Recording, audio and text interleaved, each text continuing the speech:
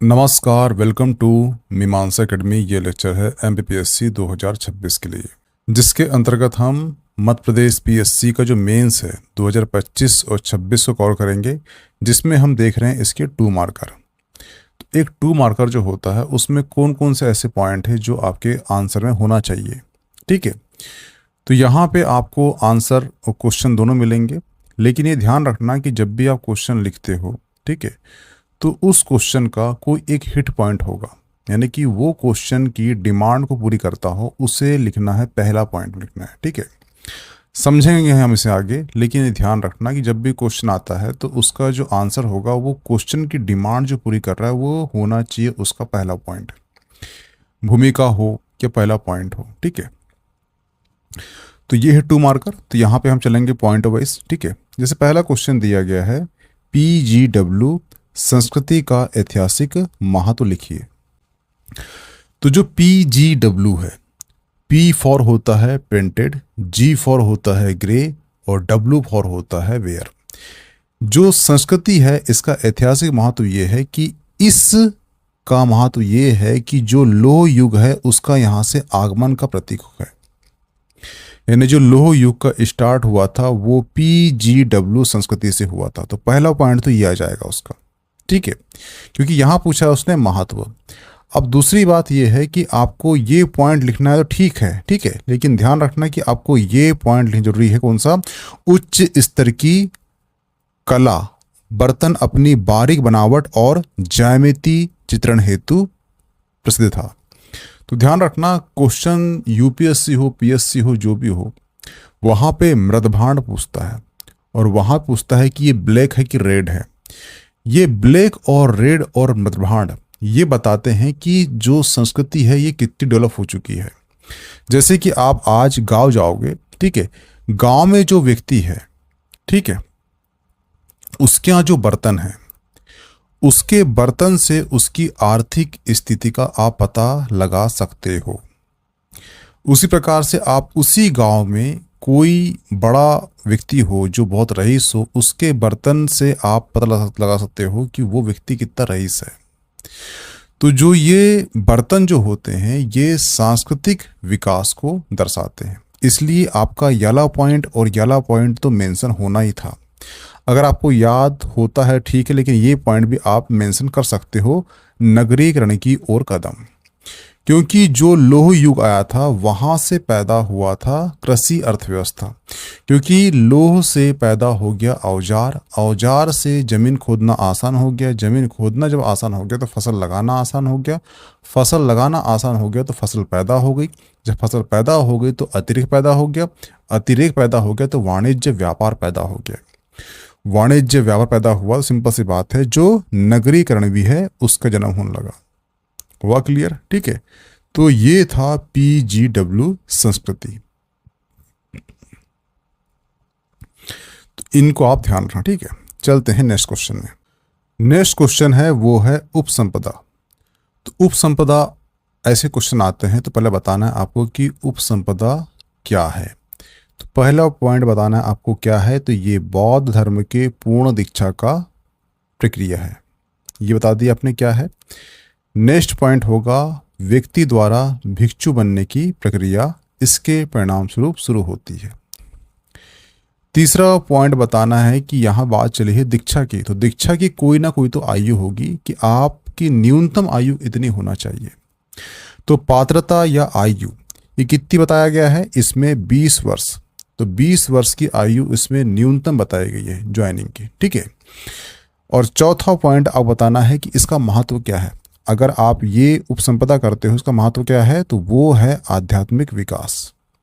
हुआ क्लियर? तो आपने पहला पॉइंट बता दी कि ये क्या है, दूसरा बता दी इसमें आयु, ठीक है, और तीसरा बता दी आपने इसका महत्व। तो जो क्वेश्चन की डिमांड है फुलफिल हो चुकी है, यहाँ पे जांचक कहीं पर भी आपके नंबर नहीं काट सकता।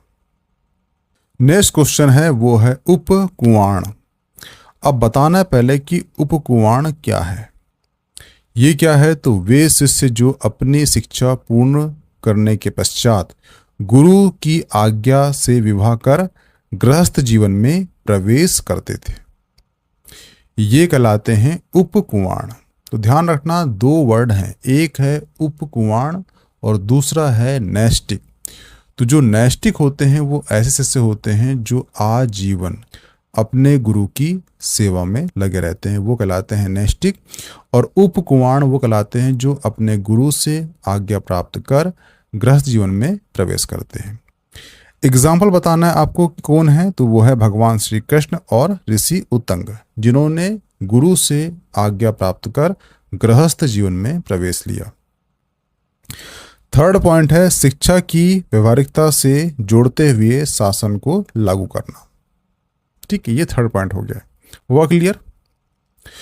नेक्स्ट क्वेश्चन है वो है नसीरुद्दीन महमूद। तो जो नसीरुद्दीन महमूद है ये क्या है, तो ये एक गुलाम वंश का सुल्तान है। पहला पॉइंट बता दिया आपने। अब बताना है इसकी विशेषता क्या है। इसकी विशेषता ये थी कि ये टोपी सीकर और कुरान की नकल कर कर अपना जीवन व्यापन करता था। अब इसका शासन व्यवस्था है, इसके बाद ऐसा कौन सा शासक आया है जो इसकी सत्ता को संभाला, तो वो है इसका दामाद, वो कौन है, बलबन।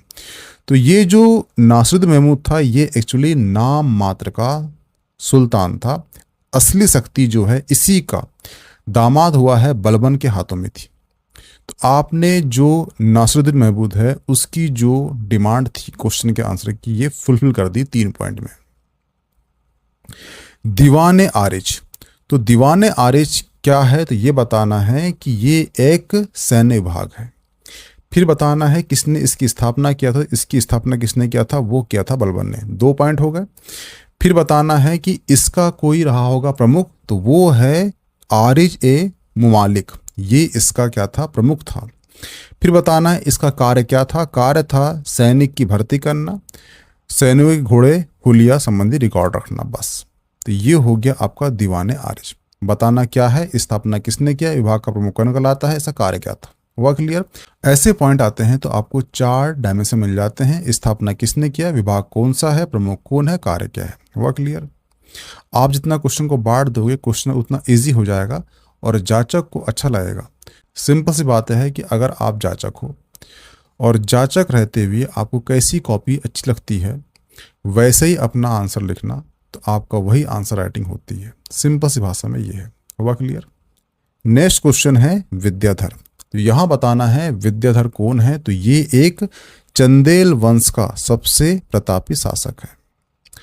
शासन क्या था इसका, वो था 1018 से 1029 के बीच में शासन किया है। तो आपने यहाँ पे एक लाइन में विद्याधर को डिफाइन कर दिया कि क्या है, ठीक है। दूसरा, इसकी उपलब्धि क्या है, तो इसने कलचुरी शासक गांगदेव को हराया, राजा भोज को हराया और राज्यपाल की हत्या कर दी थी। इसकी अलग कहानी है, वो हमने पीटी में डिस्कस कर चुका है।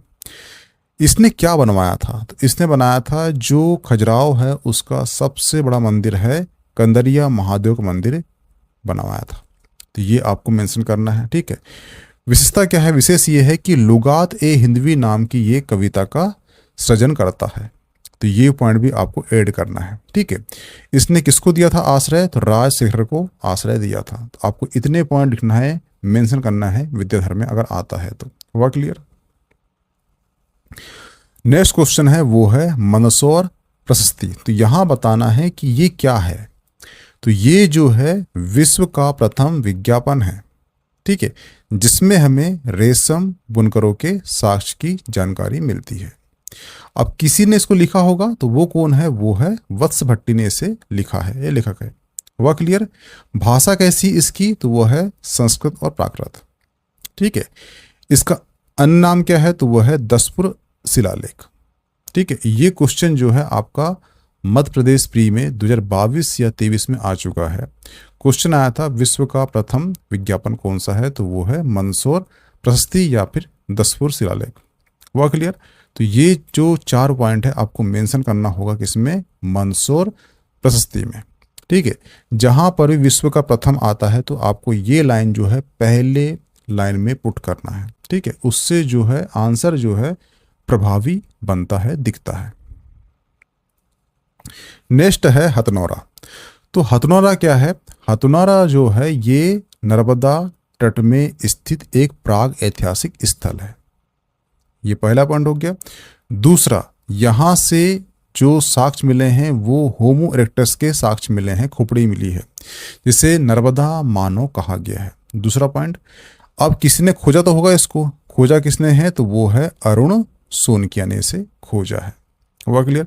तीनों पॉइंट आपके मेंशन हो चुके हैं यहाँ पर। स्त्री सेवा दल, अब स्त्री सेवा दल की स्थापना हुई होगी, किसने किया है तो वो है स्वामी ज्ञानानंद द्वारा 1931 में रतलाम में किया है। इसका उद्देश्य क्या था? इसका उद्देश्य था आज़ादी की मांग के साथ समाज सेवा करना।